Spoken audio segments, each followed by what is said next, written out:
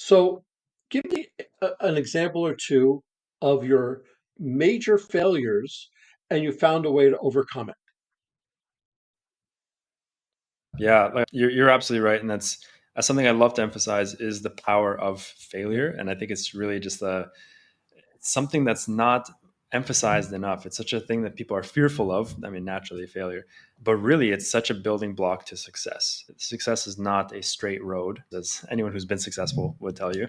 So, one thing, just kind of an analogy I like to bring up, and I think it was Hermosi who brought this up, but every single failure acts kind of like a bridge that you're building across. So you have this river, this rocky river, and you want to build a bridge across.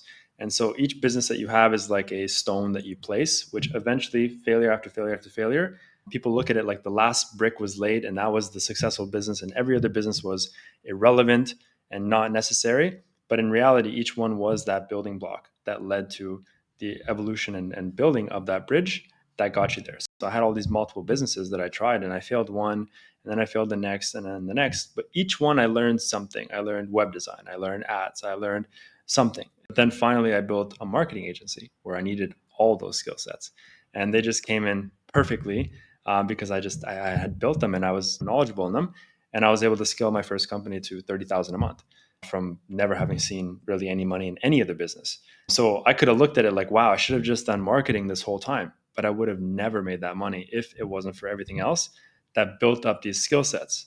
Right. So that's kind of why I see this as definitely a necessity, not for everyone. Maybe it's just me and a lot of people that I know as well, failure, but it's a powerful thing that you can really harness because number one, it's going to teach you a lot about yourself.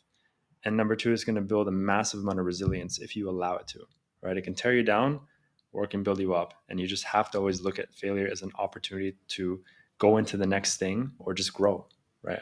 I truly believe that failure is there for a reason, to teach you a lesson, not to tear you down.